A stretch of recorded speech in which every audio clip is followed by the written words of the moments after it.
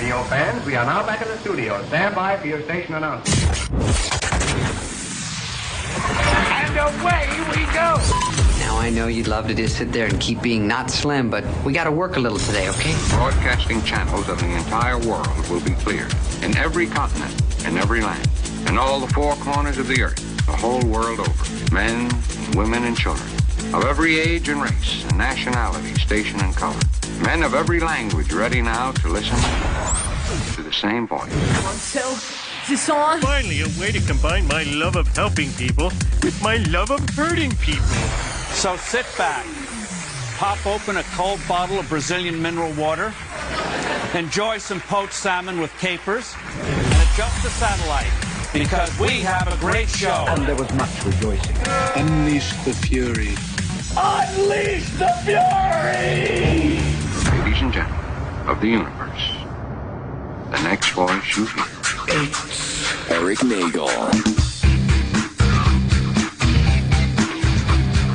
That is the name of the show, and that also is me. My name is Erik Nagel, and I'm doing something a little bit different tonight. Matt and Gettys aren't here with me. It's just me and my guests, who we'll get to in just a moment. Their story is an interesting one. Imagine growing up and working to what you think would be your dream job. You finally get it, you work really hard, and become very successful in your chosen industry. Well, now you got it, everything you wanted, but what then? What's left to go for? For these guys, it's taking what they've learned and what they've accomplished and launching their own multimedia startup. It's a big gamble, and these guys were willing to take the risk. Ladies and gentlemen, I'd like to welcome to the show right now 4 young, outstanding men who just recently left some pretty cool jobs at IGN to form their own venture, kindafunny.com. Please welcome Greg Miller, Colin Moriarty, Tim Gettys, and Nick Scarpino. Guys, how are you? We're good. I found out about you guys through Smodcast with Kevin Smith. And never heard of it. And then I wound up listening to that whole thing and then finding you guys for the Game Over Greggy podcast and went over there to hear him on your show. And you guys have a pretty interesting story being with IGN for so long and getting the finances and the balls to just go out and make things happen for yourself. Yeah, to be clear, it was mostly the balls. Yeah, there was no money. We're still waiting for the money, but the balls we had tons of balls. We have at least 6 of them. Yeah. Where are you running everything out of now? We're running it out of San Francisco, man. It's all out of apartments. We all go home and work from computers. We record in the spare bedroom in our house, and then we all break up and go do our thing. Well, that's pretty much the modern day office now. I mean, a lot of the times you don't actually need to be in an office unless it's for a meeting or something. And even then, you don't even need it because you got teleconferencing. Exactly. Yeah, there's that. There's the Skype. You got the tin cans and the string. You're all set. You got everything ready to go. So while we're talking here, let me just tell the audience that's listening here on SiriusXM, kindafunny.com, KAINDA funny.com. They're on Twitter as well, Kinda Funny Vids, VIDS. You do the Twitch TV, you do YouTube. You guys are everywhere. Yeah, we want to think of ourselves like an octopus that's gone awry. We have arms and tentacles flailing around, attacking you from every angle. I don't think of myself. You don't think that, Nick? No, that's not how it is. Oh, yes, that was that. Yeah. It was octopus of the internet. With the octopi. Mm-hmm. Would it be an octopus or octopi? One octopus. Which one of us gets to be the head? For sure. Oh, okay. It's almost like Human Centipede. But exactly like like human. Exactly. Yeah, exactly. Sometimes most of the time I feel like I'm in the middle. I'll be honest. I'm just taking it and giving it. This service and venture that you guys are doing right now, you do a little bit of everything. It's, I guess, all the interest that everybody seems to have here. You do movie reviews, gaming videos, podcasts, food reviews, which I want to talk to you about in a little bit here. But this seems to be more driven towards your own personal interests, and hopefully that the audience is going to follow along. Couldn't do some of these things when you were at IGN, right? Exactly, yeah. I mean, the show starts and the channel starts really with me coming back from an event called VidCon, which is really just a, convention for YouTube creators. And it was my first experience of what YouTube really was. And once I came back, I knew I wanted to use it as a creative outlet and make these shows that I wasn't able to do at IGN. Because I was, we were all privileged to make a lot of cool content at IGN. But at IGN, I was mainly making video game content, a talk show called Up at Noon. And so when I came back, I wanted to do different things. So that's when I started a show with Colin, my roommate, called The Conversation with Colin, where I just ask him crazy topics and he just rants and raves about them because he's a crazy person. And then I started reviewing Oreo cookies, and then we did that for a long time. And then eventually, about a little over a year ago, we started doing the Game Over Greggy show, which was just a giant podcast where we get on, each one of us brings a random topic we want to talk about. But the catch was that working at IGN, which is the world's biggest video game website, they cover movies, they cover comics, they do all these different things. they didn't want us to talk about movies, comics, or anything they really cover, especially video games, seeing how Colin and I are the face of the biggest video game podcast going called Podcast Beyond. For those who don't know, that's a very popular podcast that discusses PlayStation. Exactly. You've done your homework, Eric. I like you already. Yeah, we went under that rule for about a year, and then in this past September, October, we relaunched as Kind of Funny. We put out a Patreon, and we put out a rap video with the SF Giants, 100 Pence. And when that went live, and we saw the reaction of our fans, that was really like, we could do this. We could break away and do this on our own. Where did the title come from for Game Over Greggy? Oh, man, Game Over Greggy's been my gamer tag forever. Back in the day when you played video games that were offline, I always named my character Greggy. Okay. And when I finally... I thought you said name your character Taylor Swift. Taylor Swift didn't exist back then, Nick. I'm old. All right? Please. So then, when I eventually came to online, I was writing a column for a local newspaper in Columbia, Missouri called Game Over. So I just combined the two. And so then when I started the YouTube page, there was no thought put into it that one day this was going to be our livelihood and business. Because I thought maybe it was like one of those old 8-bit games where you do put your name in, like Zelda or something like that, where it would say Game Over and would have your character name there. Pretty much. Did you enjoy the fact that, if you remember the old Friday the 13th video game, had one of the best ending scenes, because the game was pretty difficult to play, but it was just very blunt and said, you and your friends are dead, game over. And that's how you're supposed to leave the game. Yeah, Jason always wins in the end. It's really a metaphor for life. So you still have Game Over Greggy. You're still doing PlayStation. Sorry, not the PlayStation podcast. The Podcast Beyond for IGN. Is that still going on? We're winding that down right now. This week we've announced that next week will be our final Podcast Beyond. Now, is that going to continue with different hosts with that company, or is that just going to be done forever? No, that's an IGN property. They'll continue it, and I guess I say that. I mean, that's all I can say. It's an IGN property. Well, the way we understand it, yeah, it's going to continue. It has quite the legacy. We've introduced our friend and colleague Marty Cleveland to the show. He's been going for a while too, so it's one of those things. I think he's going to carry the torch and the banner in our absence. Now, when you go to make this kind of move, where you're leaving, pretty secure jobs at IGN there to form your own business, which is great, and a lot of people, would like to take that venture. Obviously, high risks with doing this here. How long were you planning this out as far as would this be a viable way to make a living doing this on your own? We were planning this. I mean, we started talking about it a long time ago, but we really started to put the wheels in motion, I would say, in September this past year when we launched our first Patreon for the original Kind of Funny channel. And that began a whole series of events that we really had to confront about if we wanted to take the plunge. I kept using the analogy of the four of us just holding hands and jumping off a cliff together and seeing what happens. Right. Just on the hand holding. Yeah, just on the hand holding. We're actually doing that right now. We did that. We launched the original Patreon for Kind of Funny, which was not conflicting with our games coverage on IGN. And, we were met with a surprising amount of support. I was actually in Japan at the time. These guys were back here. And I remember we were awake at different hours of the day, like keeping an eye on everything. I was like dying to get back to the States to be able to actually see them. And discuss everything. But by October, it was pretty clear that we were going to leave. And we told IGN that we were going to leave in early October to give them about 2.5 months, 3 months almost of lead time instead of the usual 2 weeks so they can replace us. Because, Greg and I had been there for almost 8 years. Nick had been there for almost 10 years. Tim had been there for 5 years. So there's a lot of institutional knowledge amongst us that we didn't want to walk out of the door without parlaying to IGN to leave them in a good place. So it was in October when we told them, and then we told the staff at IGN in November, and we told everyone in January. We actually kept it secret until January. I think for me it was we had a discussion, I think, earlier, even in September, about how much we all need to make to be leaving. And then once we launched the Patreon, which is at patreon.com/kindoffunny, Greg just gave me the nice nod. We saw he's getting good. We saw a little bit of money come in, and then it became maybe we don't need to necessarily worry about how much we need to be making. Maybe we just need to take this plunge and see what happens. Right. And for me, especially because I'd been there, I think, the longest. I think it was just exciting to try something new, even if it failed. And it's different for, I think, Tim, who had only been there for 5 years and is a bit younger than the rest of us. We all enjoyed working there, but it was a kind of hey, let's try it. We're going to kick ourselves later in life if we don't do it. It was that time where you just you need to just make the break and launch something here for yourself. You left IGN on good terms, I'm assuming. 100%. Yeah, we did. And I'll murder them if I see them. Yeah.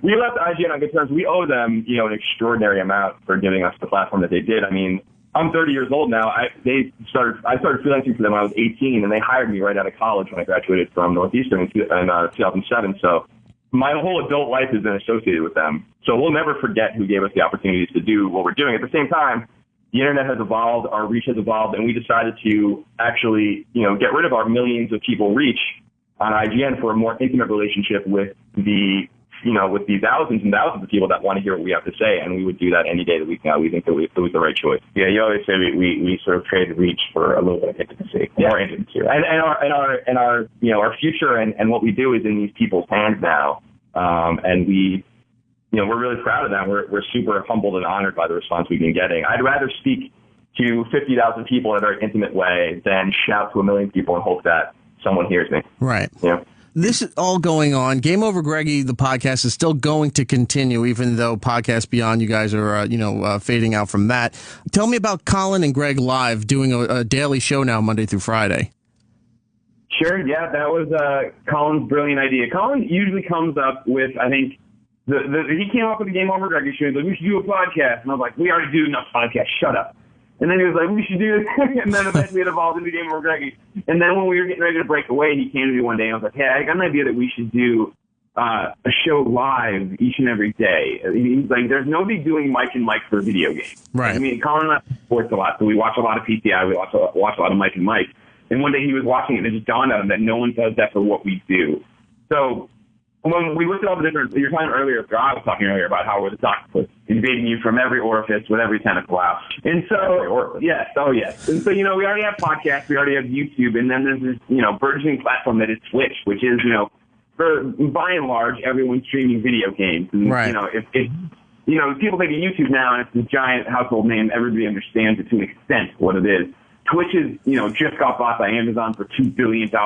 It's right below the surface, right about to explode into, I think, everyone's living room and them understand what it is. And for people who don't know what, it's twitch.tv for the actual Twitch site. But if you want to check out what they're doing, it's twitch.tv/kindafunnygames. Twitch is a weird concept because, like you said, people are watching videos of other people playing video games. Now, video games have been popular for so many years and people love playing games.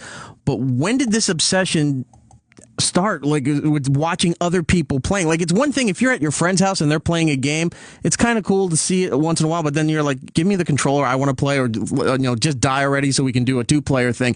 But what is the obsession now with sitting there and just watching games but not actually participating in it? No, this was the biggest thing for me. When I knew this was coming eventually, I started doing my own Twitch channel to kind of get my head wrapped around the space.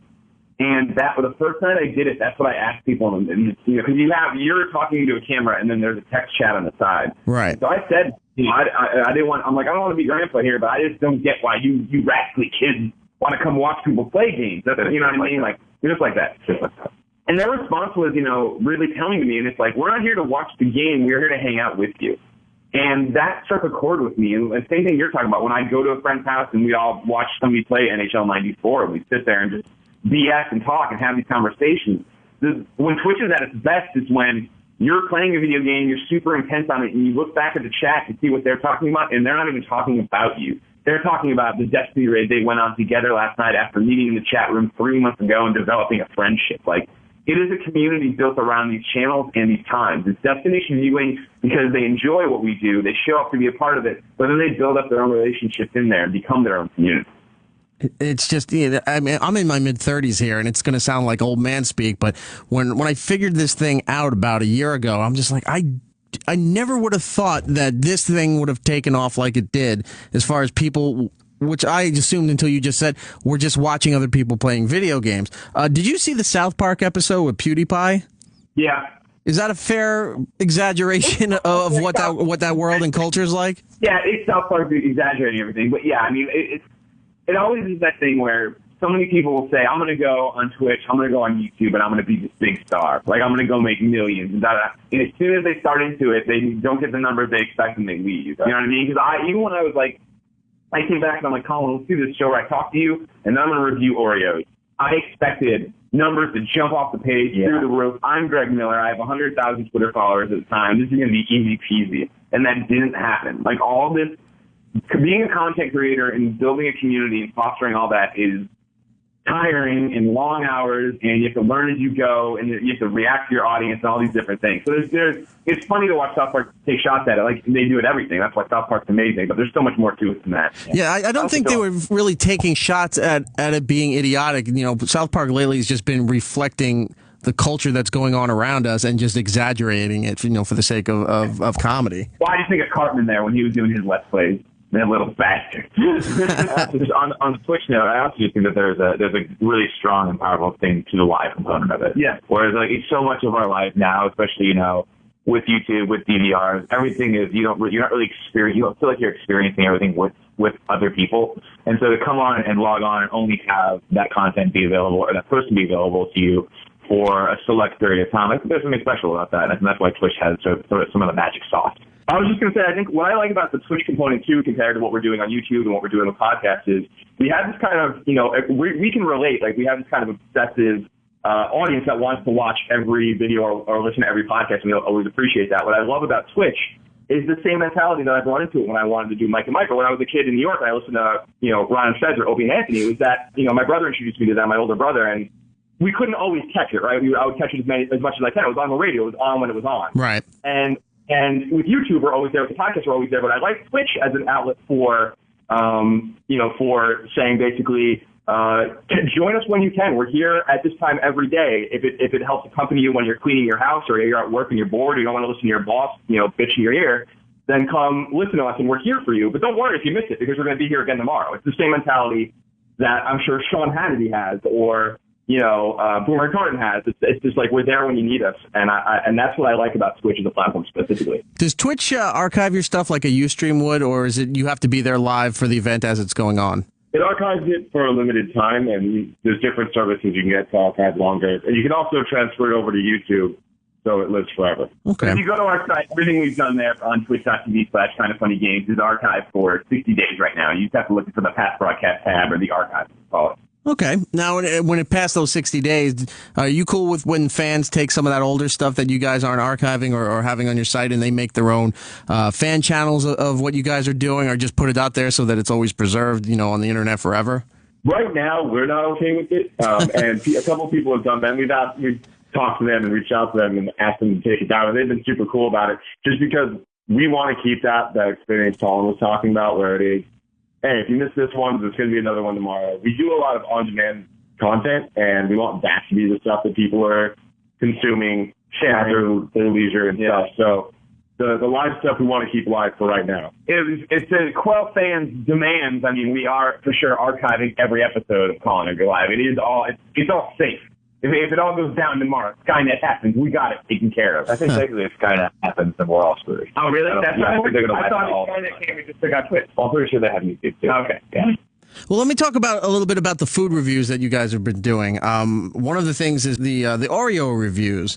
I do a bit on our channel here called The Consumer where I do similar things. We're reviewing food, telling people that these things are available. Here's my thoughts on it. Go out and try it for yourself. You just did one with the Red Velvet Oreos. What are your thoughts on as far as Oreo just constantly, you know, changing the formula just to have some kind of quick viral media hype to say, hey, look, you know, here's apple cider Oreos, here's pumpkin spice Oreos, here's the newest thing, Red Velvet. I'll tell you what I think about it. I say, what a brilliant marketing strategy. I mean, you're talking about Oreo. Who thought Oreo would be relevant in 2015? Right, yeah.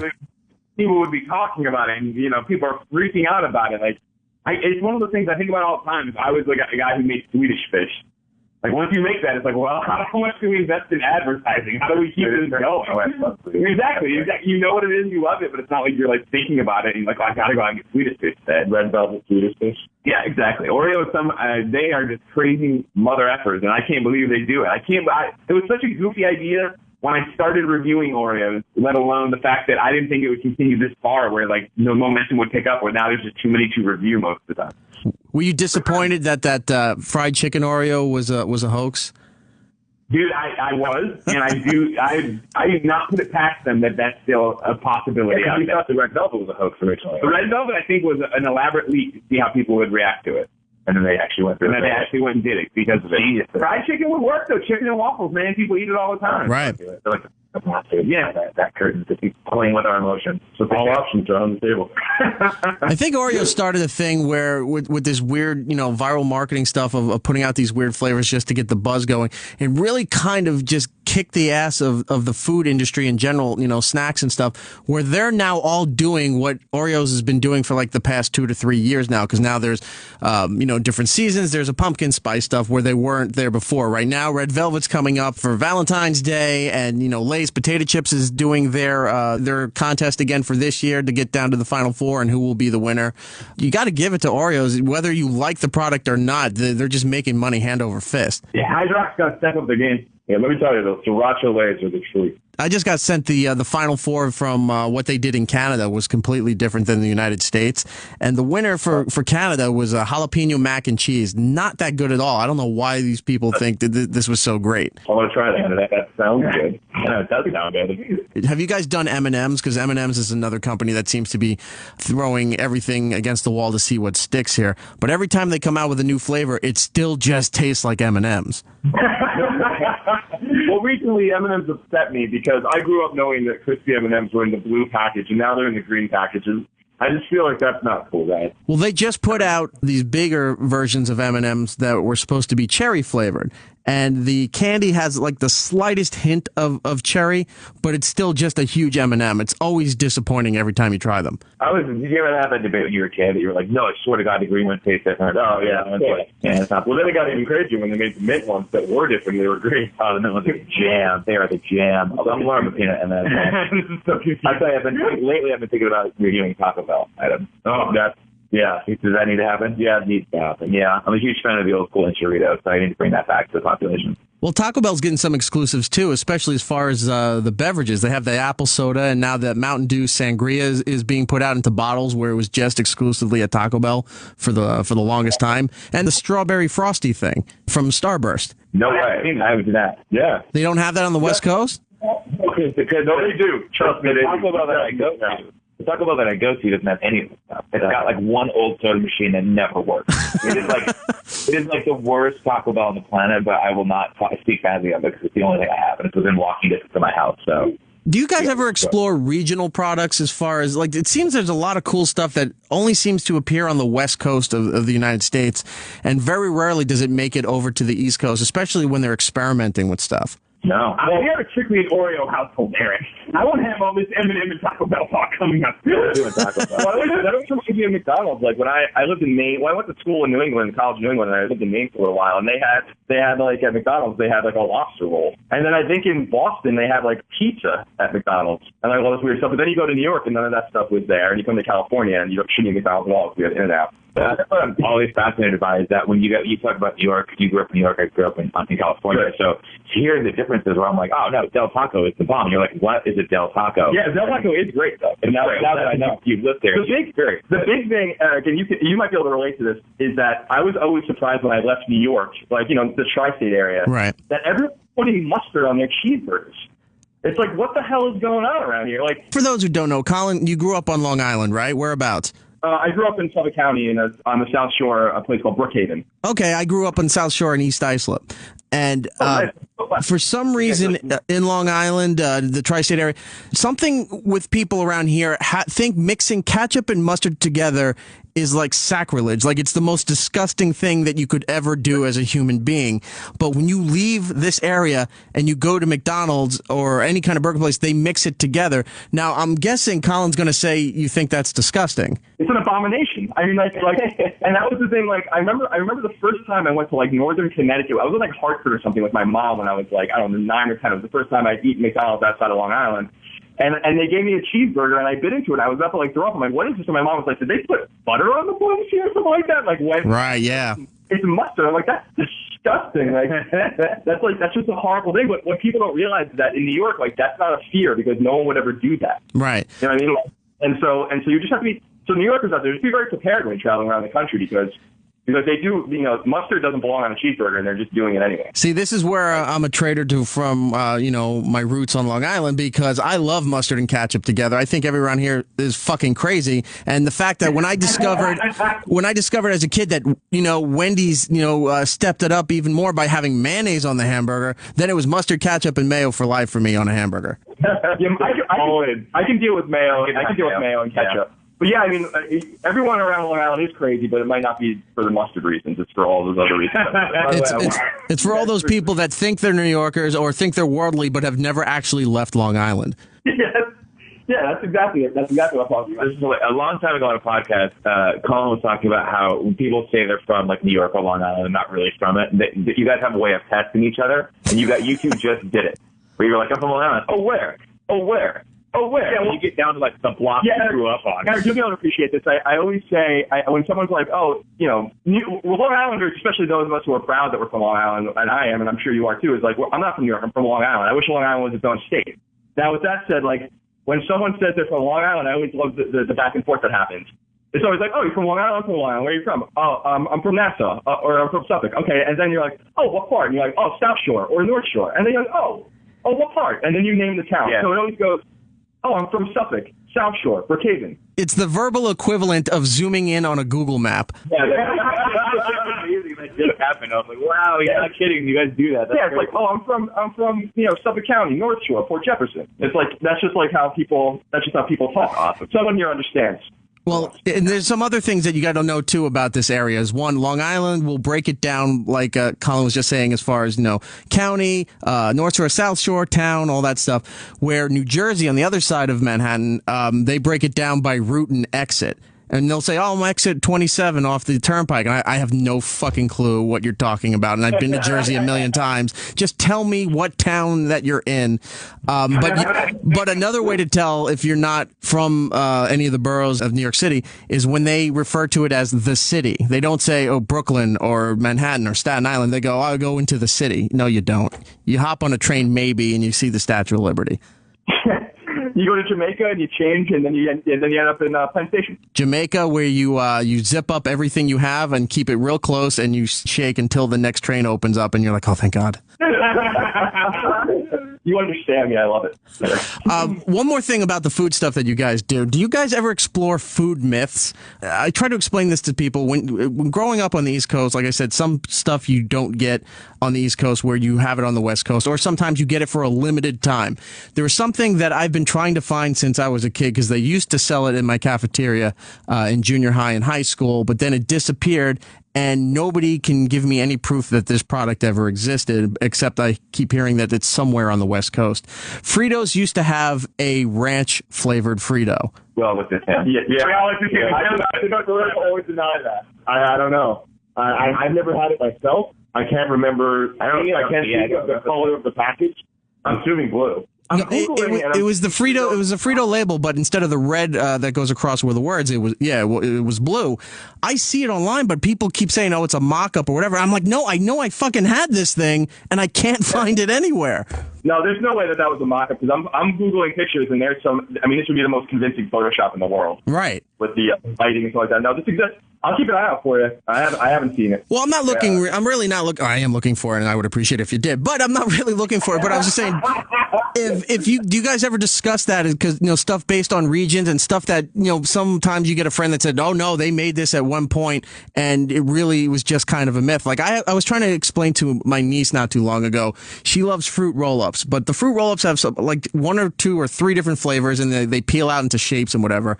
And I was trying to tell her when I was a kid, and this is old man speak for a guy in his 30s, but they used to have boxes with individual flavors. Like you could get peach and apricot and lemon and this and that, and they don't make that anymore. And I'd have to Google and show her that these things existed. Do you guys ever explore that as far as what people think are food myths? Well, that's kind of a great idea. Actually. Yeah, that is a good one. Now, I mean, the best we review the Oreos. I review the Oreos. These guys hang off and laugh at me aside. And then the Game Over Regular show often gets into weird food hang-ups and things. But yeah, that's more as a hot dog, a sandwich, and then we argue for 45 minutes. Or which one did you grow? And that's the thing. We talk a lot because we all grew up in different parts of the country from each other. So we talk a lot about just those differences. Where I was super into Capri Sun, and these guys were super into High C, and I was like, oh, High C was disgusting. That's like wine that comes in a box. Right. You know, and that's funny that you said High C is bad, because everyone has this obsession with Ecto Cooler, thinking that it was the greatest shit in the world from when they were a kid. But I think people were more. Yeah, I think people were more in love with the idea of it rather than remembering that it really wasn't that good a drink. Oh my God, it's over, Eric. It was amazing. Greg is a huge Ghostbusters fan. He is literally tearing apart. He's having fun right now. I am too. It was a crappy drink, but everyone treats it like, it's the blood of Christ. When you go back with Capri Sun and High C, they're basically just sugar water that's colored. Yeah, I remember really liking the Ecto Cooler, but I would be interested to go. They don't make it anymore. They haven't made it in years. Yeah. So I would love to find in some person's nuclear bomb bunker like their Ecto Cooler stash, and just be like, and just be like, was it good? Let's try it. How did it taste? I guarantee they'll re-release that when they have the all-female Ghostbuster cast. Yeah, they probably should. That'd be awesome. They should. That'd be amazing. It's probably all in a landfill, like when they excavated the E.T. games. Yeah, that the landfill now glows. One weird tree thrown out of the center of it. That's great. I do want to ask you, since you guys do fancy, the gaming industry and are pretty good at what you do there with it, did you ever have some games where you were really looking forward to it and they were just big disappointments to you? Devil May Cry 2. Superman 64. Yeah, I mean, that happens a lot. I mean, we're so in tune with games and get so many new releases and stuff, and are just bombarded more than I think the usual consumer, that you end up finding a lot of trash. And you end up finding a lot of treasures too. What I like more are the games that I thought were going to be bad or that I thought were going to be fun based on previews or word of mouth or whatever, and then end up being awesome. So I think it goes kind of both ways. But it's rare when my expectations are actually met one way or the other. Usually a game's better than I thought it was going to be, or worse. I was just wondering, as far as personal expectations. I know it's pretty much a job for you guys to review games and what have you. But once in a while, a game or something will come up, and you'll be like, "Oh my God, I really want to try that game," or "I'm really into this series." And then that game comes out, and you're like, you're so disappointed on a personal level, not just reviewing it saying this is a bad game, don't go and don't play it or don't buy it, but just it hurts your soul to know that there was such a buildup in your head that you wanted this game and it just didn't deliver at any level. I mean, I think a perfect example of that is Super Mario Sunshine. After Mario 64, just how amazing it was to go to Sunshine. It was just upsetting. He's just saying that to bother me. I think we were just talking on our gaming podcast yesterday that goes up soon, I think, about, I don't know if you're a Resident Evil fan, but I was talking about Resident Evil 5 and how just abysmal that game was compared to the other Resident Evils, and how it's an action game instead of a survival horror game. Resident Evil 4 was like the perfect survival horror game, basically, and Resident Evil 5 was something entirely different. So we actually just discussed that, about expectations not being met with that game. And that series obviously goes on and never ends, basically. But so that's a kind of a relevant example. The classic example for our audience is when, do you remember Infamous 2, Eric? Yes. When Infamous 2 first got revealed, it was revealed in Game Informer. And they revealed a cover image of Cole, who was the main character in Infamous 1. And they completely redesigned him and made him look like this hipster barista kind of guy. And I went on a GameCube immediately. I basically saw the image and then went on and did a podcast. And for 45 minutes, head in hand, ranted and raved about how could they do this? How could they betray our trust? And it groundswelled into an internet movement that then ended with them redesigning the character to make him look like the original character again. Because Colin and I would not stop complaining about this. You started a movement. Yeah, I do those all the time, usually in the morning. For me, Infinite Undiscovery. Do you remember that game? Yeah, the Xbox 360 game. Yeah. Yeah, the trailer and everything looked like a movie, and it was like so great. And then I started playing the game, and I was more than lost and confused trying to play this, to the point I was like, I don't even want to play this damn thing anymore. It's too confusing. There's no fun in this. And I was really looking forward to this thing. And the other one was Homefront. Oh, no, Colin! Yeah, I love Homefront. The biggest problem for me was I was a little skeptical about when they said, the 32-person multiplayer, this is going to be the biggest thing ever. And I'm not an expert as far as first-person shooter stuff, but it made it almost impossible to enjoy the multiplayer, because every time I'd respawn, like I'm being sniped by some guy in a church, within 2 seconds, I'm like, I never got to play any time I went there because there was just too many fucking people. Yeah, Homefront was actually, Homefront has a fascinating story behind it. I don't know if you're into like long-form writing or whatever, and that kind of stuff, like Grantland-style articles, but the story behind the development of Homefront is really fascinating. It was made by a studio in New York City called Chaos, KAOS. And I think Polygon or one of the gaming websites wrote this huge long form article about like the whole drama behind developing that game and how that studio was closed immediately after that game was launched. Even though the game sold, I think, like 4 million copies or something like that. Right, and everybody made such great comparisons to it as far as it being like Red Dawn.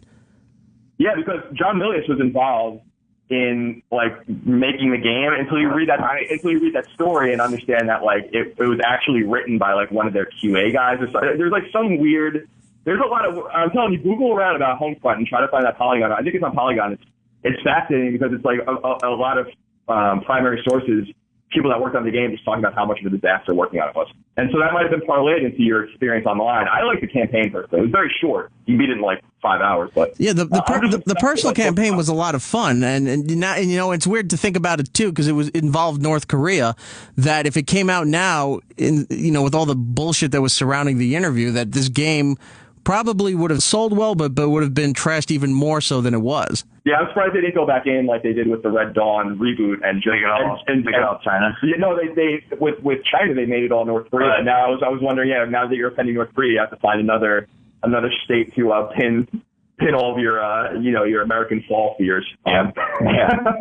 What kind of games, for anybody listening there, everybody has a secret game that would be their favorite. That's not like a mainstream game that it's personal or dear to you. What do you guys have as far as that? Like what's a favorite game that somebody wouldn't know that this would be the game for you? That's a good question. Colin and I are a treasure trove of those games. Patapon, Freedom Wars, anything on the PlayStation Vita. Yeah, I mean, like my favorite game of all time is Mega Man 3, but my that's most a good pick. I'm sorry. Mega Man 3 is a great pick. Yeah, thank you. I appreciate that. It is a great pick. I love that game so very much. I'm wearing a Mega Man 3 shirt right now, actually. But I think that my most recent obsession that some people know about if they own a Vita is I love Danganronpa, which are these two very Japanese anime visual novels where it's so funny. Like kids go to this school and they have to kill each other in order to get out. So like there's only one survivor, and it's all conducted by this evil teddy bear. It is like the most Japanese, awesome, random Vita game, and it's fantastic.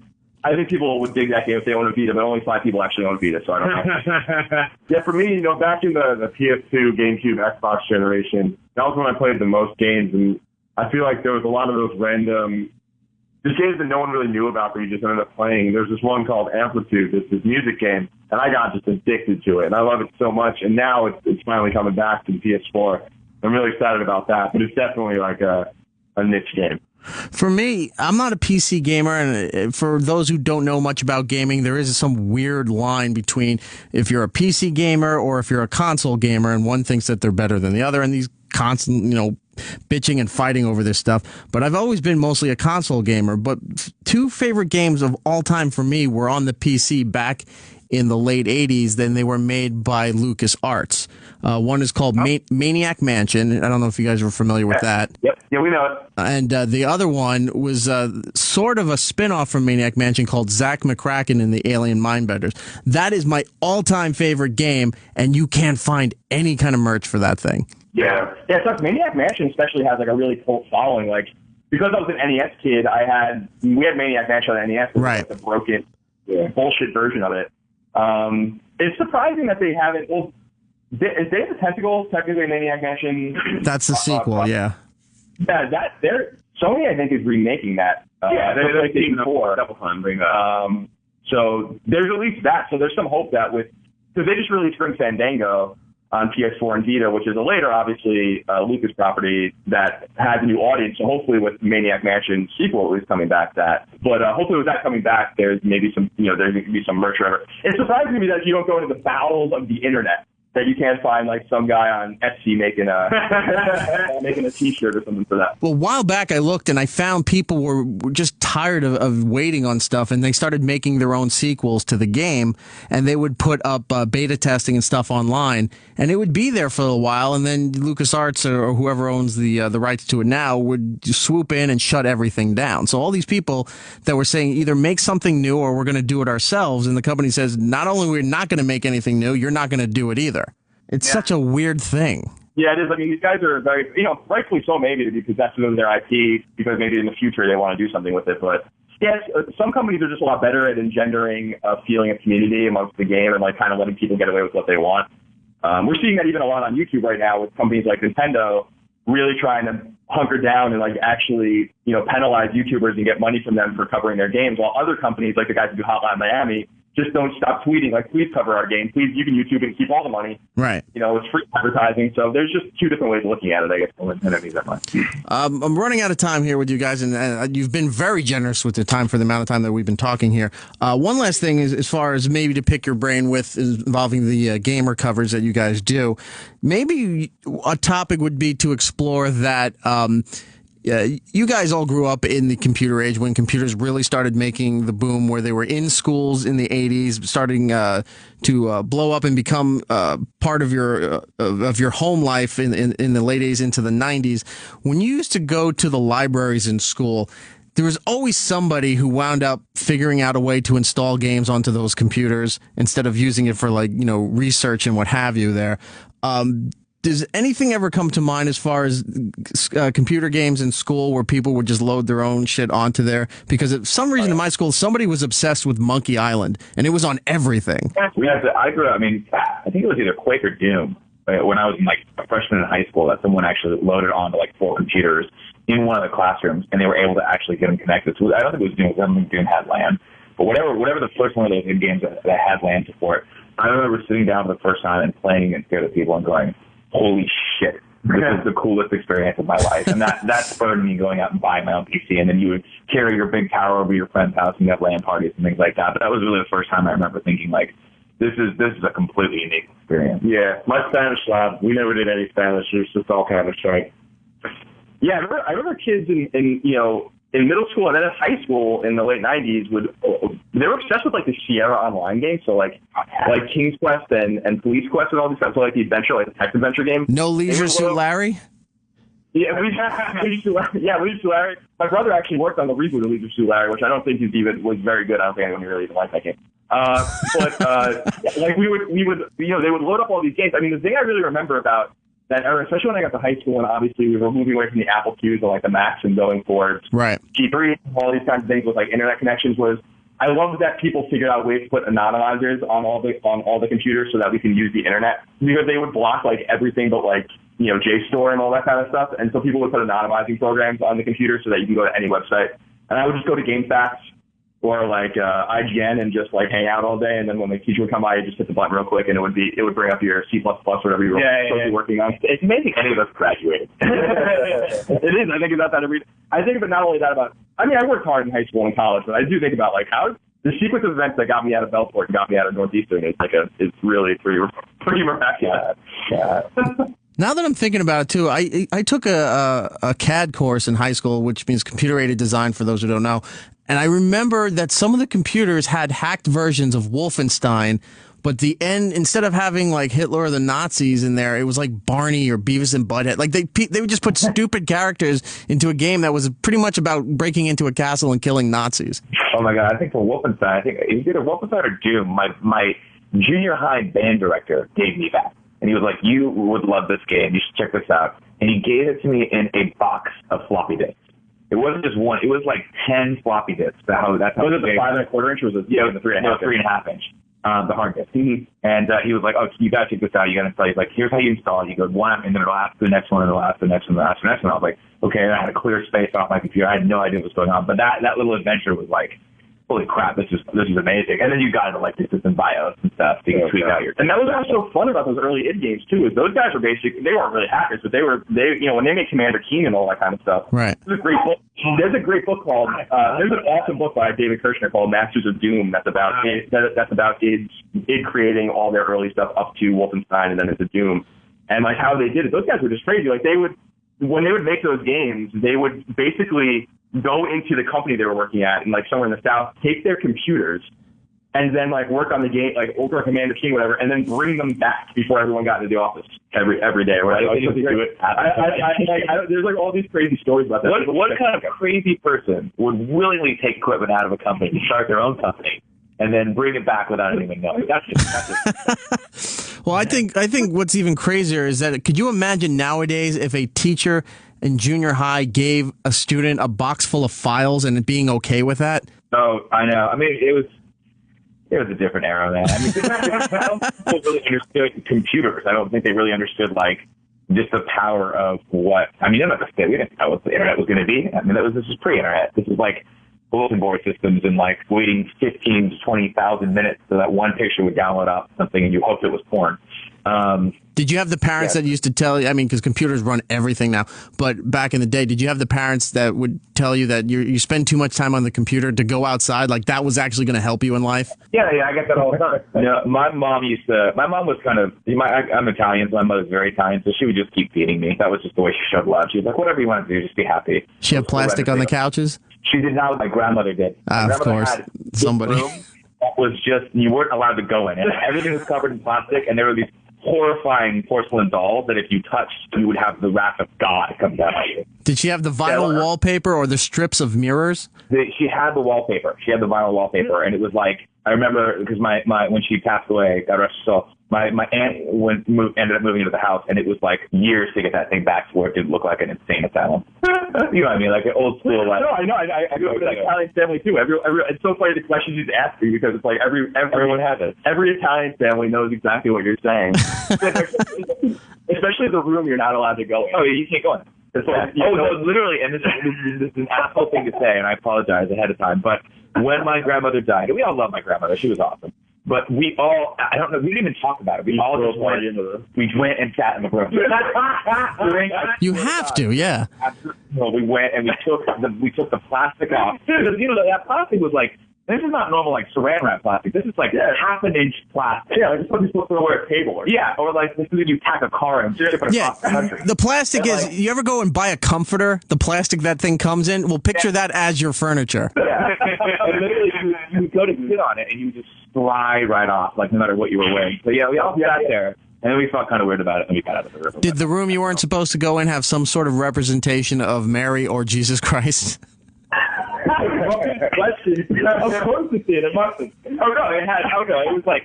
It looks like they were. I mean, let's put it this way: if vampires were real, you would go to that room and you'd be okay. Because there were so many crosses hanging everywhere. There were so many crosses, and there was like little. You would find little bottles of holy water that the Pope himself blessed. They go to Rome. My grandmother would go to Rome. My mom would go to Rome. They go to the Vatican and they get the holy water the Pope blessed. And they would keep that with them, and it like smelled weird. And then before you went on a trip, or like if you had like a class like trip you had to go to, like I think before grad night I had to go to Disney. We went to Disneyland for grad night. My grandmother would like. She would just throw it at me. She would like splash water on me as I left the house. She's like, "No, you're gonna be okay. You're gonna be okay. You're not gonna die on fucking Tom Sawyer's Island." I love the vampire comic, especially because the house probably reeked of garlic all the time. Anyway, so you were extra. You were extra. Oh no, yeah. And then the vampire was a half a pile of that. That's one of the perks of being Italian. And if the vampires do attack, we're gonna rise to be the predominant. You know. Well, we're going too far down the rabbit hole for Long Island here before my listening audience and your coworkers want to kill both of us. So let's wrap this up. Kindoffunny.com is the website. I have been talking with Greg Miller, Colin Moriarty, Tim Gettys, Nick Scarpino, Game Over Greggy on Twitter. It's no taxation for Colin, right, on Twitter? Yes. Right, and Tim Gettys is Tim Gettys on Twitter, and Nick_Scarpino, who had the original full-length Nick Scarpino that you couldn't get it from? A very nice guy that worked at Google and now works at... No, stop. This is. I know you went down this Long Island rabbit hole. Everybody fell asleep. Let me tell you a Chicago story to bring you back to it. So I meet Nick Scarpino at IGN. We become friends. We eventually launched his business years later, but he's always got this chip on his shoulder that he has Nick_Scarpino and somebody else has Nick Scarpino. Yeah. And so when we start the podcast, we tell the story about this, and everybody starts tweeting at Nick Scarpino. And this Nick Scarpino guy works at Google. He's totally cool. He rolls with the punches. He tweets back every so often. He actually listens to one of the shows here or there. And then one day I wake up and I open my phone, and this kid tweets me. He's like, "Hey, Greg, did you see that at Nick Scarpino is going to work at Portillo's?" Now, Portillo's is my favorite restaurant from Chicago. I have a wiener dog named Portillo. I love this restaurant. And in this incredibly small world, the one guy who shares the name Nick Scarpino, who beat my friend to all the Twitter handles, has now gone to work at my favorite restaurant and turns out lived in a suburb of Chicago right next to me. And it's just like, I can't deal with this. And then let's clarify. He's like the head of marketing. Yeah, he just quit Google to go work in a Portillo. Yeah. Although that would have been hilarious. Like, I'm sure that's this morning. Everybody was 7 takes you to heaven. Colin, you won't like Chicago. They put mustard on their hot dogs. I know, and when I go to Portillo's with Greg, I have none of it. I put ketchup on my hot dog. And they all look at you like, what the fuck is with this guy? I think someone actually wants. I think Greg's mom wants to punch me in the throat. No. My mom always makes fun of me because I put ketchup on my hot dog. You got to be a march to the beat of your own drum. KindaFunny.com is the website. You can find them on Twitter also for Kinda Funny Vids. Twitch TV is also a big outlet for them. Look for them, Kinda Funny Games. And, of course, the YouTube channel for Kinda Funny. Guys, thank you so much. This has been a great time with you. And this is an interesting venture that you're on here. And it's fun to watch this develop and see where this goes because you've got a million different things. And I know you said to Kevin Smith on his podcast that you're also looking at some point to venture into developing pilots and TV projects and even movies. Absolutely. Yeah, Nick went to film school, so we want to utilize him as best as we absolutely can. We just want to ride those tails. Eventually, Nick's degree has to come into help at some point. No, I think for us, I think just the fun of it is just seeing where everything goes. And if TV will always be a popular medium, I think it's lessening as the days go by. I think things like Netflix and Amazon streaming are really going to be a huge creative outlet for artists going forward. So. We want to grow, but we want to grow the right way. We want to grow organically. And we want to grow with our audience as much as humanly possible. Wherever that takes us, we'll go. Well, I'm going to be following this because I'm going to need a lot of pointers if I ever want to get out of radio. So best of luck to you. KindaFunny.com, guys. Thank you so much, and I want to talk to you guys again soon. Thank you, man. A pleasure. Take care, guys. You too. Bye.